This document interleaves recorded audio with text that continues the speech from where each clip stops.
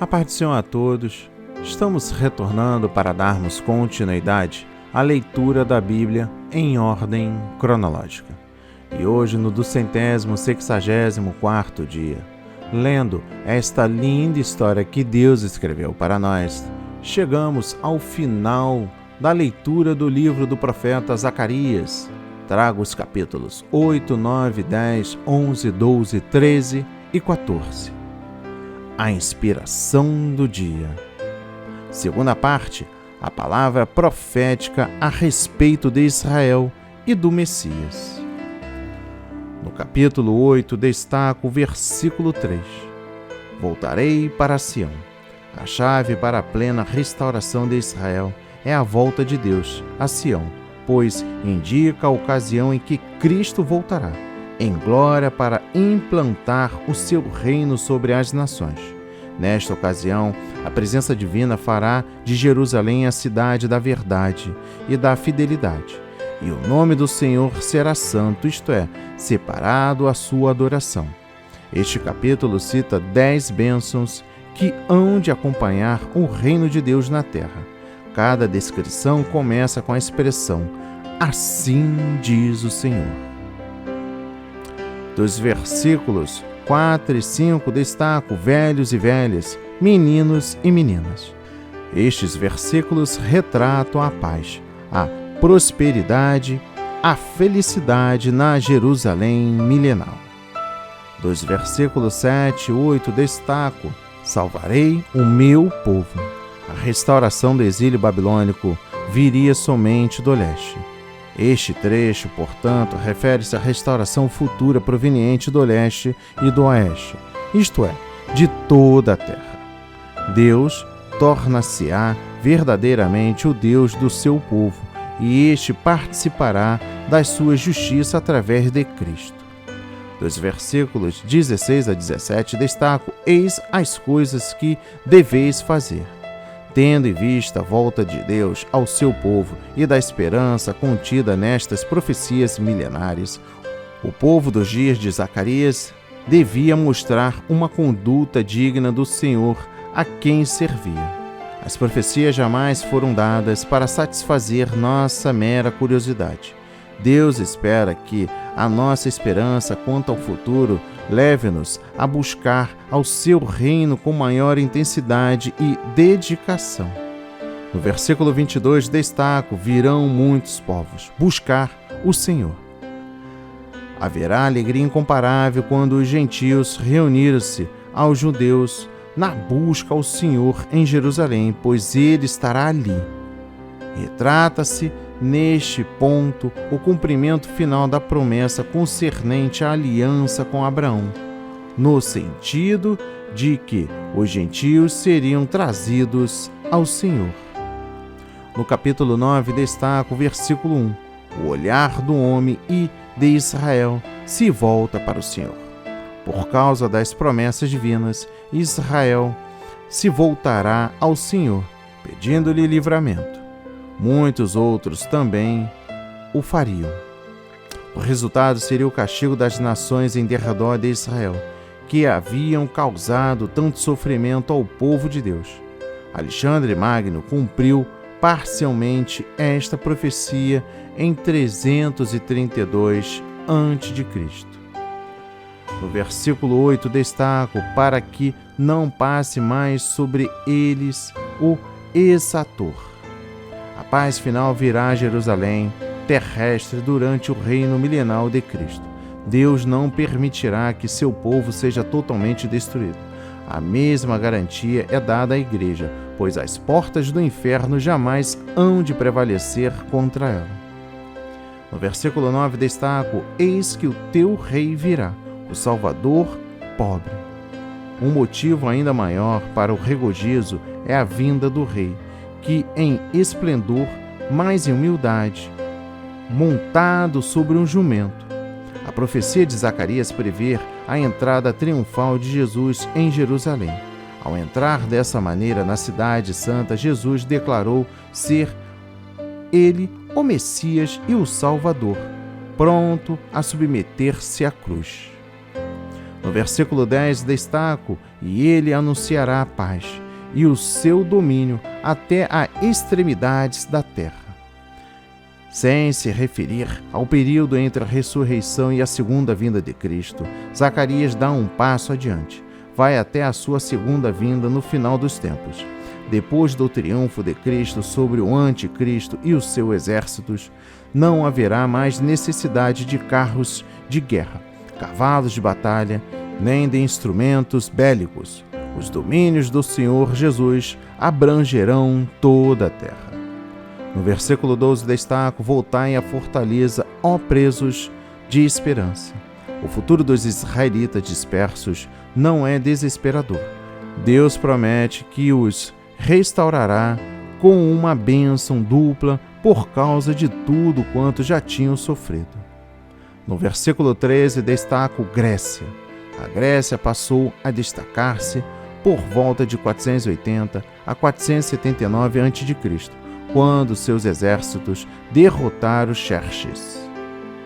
O cumprimento da profecia neste capítulo veio a derrota do Antíoco Epifânio em 168 a.C. Dos versículos 16 a 17, seu Deus os salvará. A salvação chegará ao ponto culminante quando Deus fizer de Israel o seu rebanho. A salvação será uma obra suprema e exaltada. Todo mundo a presenciará. O resultado será garantido pela bondade e beleza do Senhor. Tudo o que Ele faz em prol do seu povo reflete a bondade e a beleza da sua santidade. No capítulo 10, destaca o versículo 1. Pedi ao Senhor chuva no tempo da chuva seródia. A chuva seródia, que caía na primavera, era essencial para amadurecer a colheita. Em certo sentido, a obra do Espírito Santo no Antigo Testamento era como a chuva temporã, um período de preparo e de plantio. A chuva seródia começou no Pentecostes e ela teve início a colheita de almas. Confiemos, pois o derramamento do Espírito Santo continuará como chuva seródia, até ao fim da presente era. No versículo 2 destaco: os adivinhos têm visto mentira. Por não terem os israelitas nenhum pastor para guiá-los nos caminhos retos, isto é, nos caminhos da confiança em Deus, passaram a depender dos ídolos, adivinhos, outras práticas ocultistas. Os pastores e mestres que destroem a fé e a confiança na Bíblia, negando-lhe a inspiração divina e a infantilidade, induzem as pessoas a apelar às tais práticas. No versículo 4 destaco: delete a pedra de esquina. Da tribo de Judá surgiu a pedra de esquina, Jesus, o Messias. Ele seria a estaca que simboliza a segurança. Ele é o Rei vitorioso. Dos versículos 6 e 8, Judá, José. O propósito de Deus era redimir e salvar as 12 tribos de Israel. Judá representa as 2 tribos do sul e José as 10 tribos do norte. No versículo 11 destaco a Assíria, Egito. A Assíria representava os inimigos de Israel no norte, ao passo que o Egito, os inimigos do sul. Deus prometeu que removeria toda a oposição que se levantasse contra a restauração de Israel. No capítulo 11 destaca os versículos 4 a 17, apacenta as ovelhas da matança. Zacarias fora instruído a representar o pastor de Israel que Deus havia nomeado, o Messias. Em seguida, é-lhe ordenado que represente o pastor iníquo de Israel, que pode prefigurar o anticristo no final dos tempos. No versículo 4, as ovelhas da matança. O rebanho de ovelhas é Israel, marcado para o castigo por ter rejeitado o Messias. A matança foi levada a efeito pelos romanos em 70 depois de Cristo. No versículo 7 destaco 2 varas. Zacarias, representando o Messias, usa 2 varas para proteger o rebanho. As varas simbolizam um favor de Deus para a semente de Abraão e seu plano de unir Israel e Judá numa única nação. Tais bênçãos tornam-se-iam realidade se o povo seguisse o Messias. No versículo 9 destaco: não vos apacentarei mais. Como o rebanho odiava o pastor Messias, ele deixaria o seu papel de pastor para que a nação de Israel fosse entregue à perdição.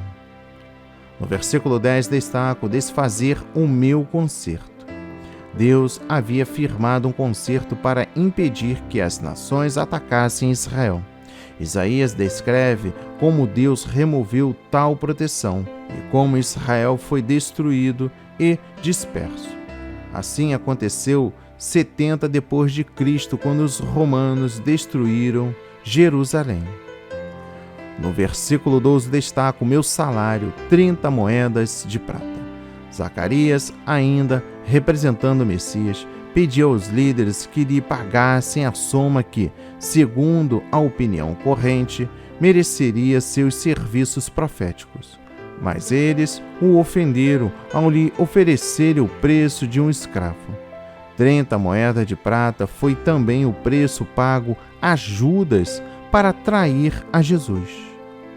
No versículo 14 destaco: para romper a irmandade entre Judá e Israel.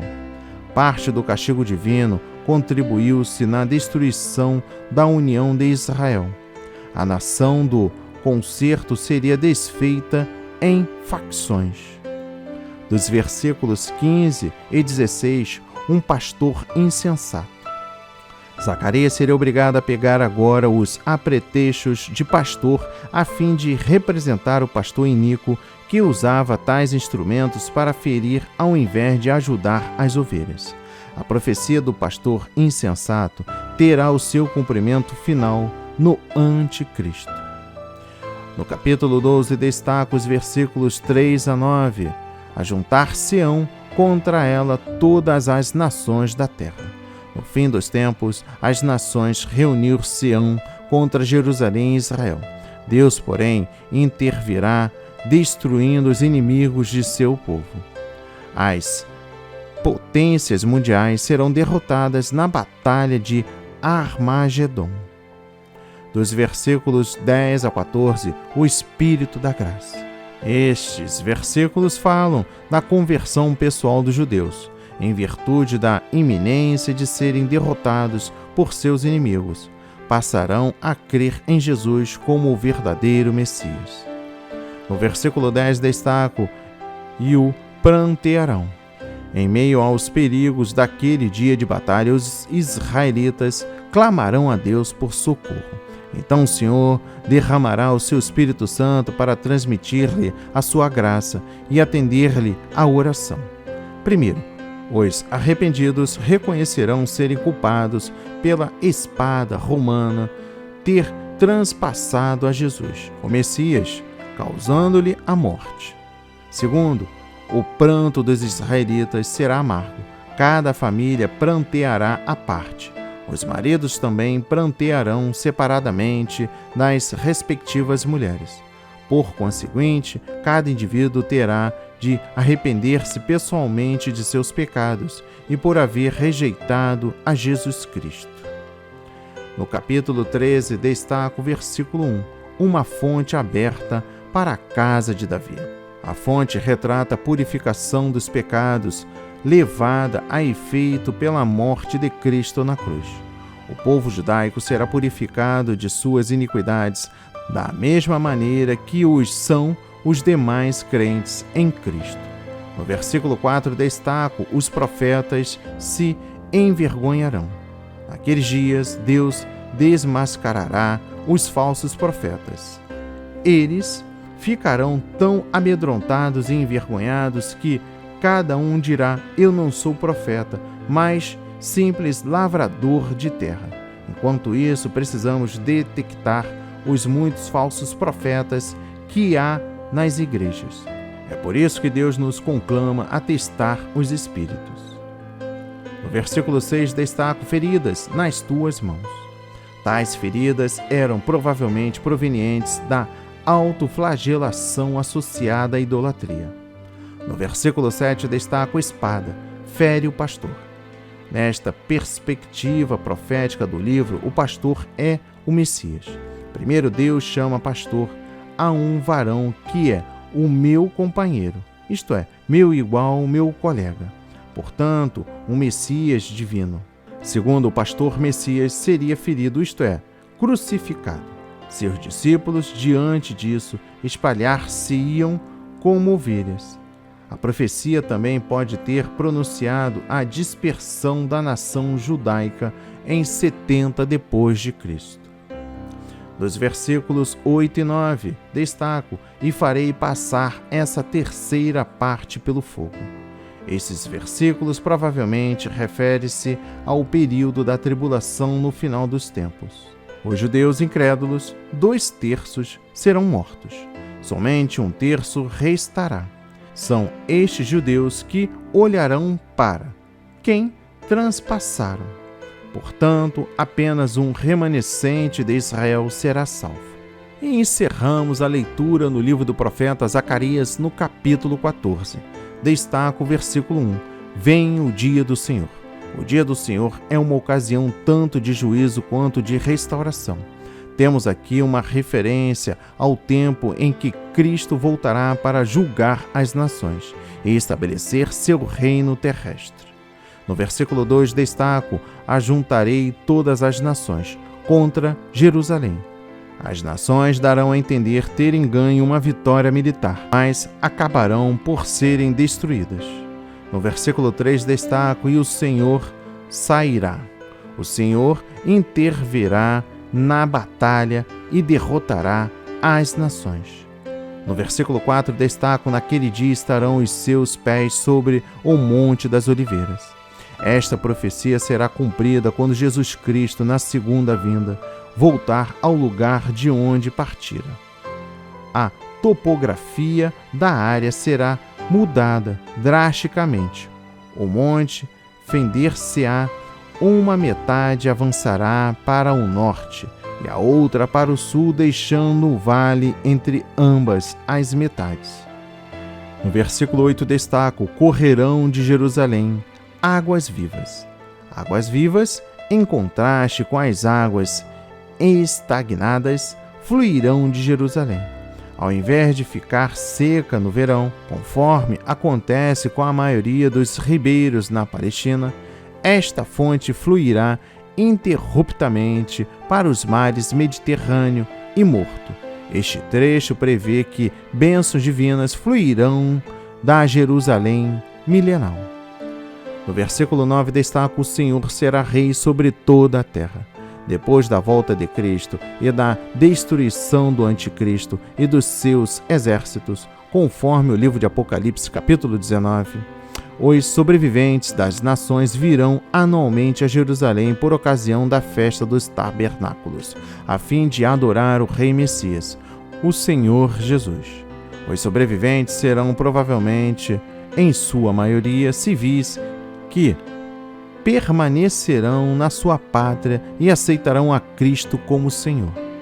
Dos versículos 12 a 15, o Senhor ferirá. Estes versículos fornecem outros pormenores a respeito do julgamento das nações. No versículo 17, destaco: não virá sobre ela a chuva. A tal ausência de chuva será o castigo das nações que não subirem a Jerusalém para adorar o Senhor e observar as festas das cabanas. Como o Egito sofre permanentemente com a falta de chuva, uma praga adicional lhe está reservada. No versículo 20 destaco: santidade ao Senhor. Já não haverá separação entre o sagrado e o profano.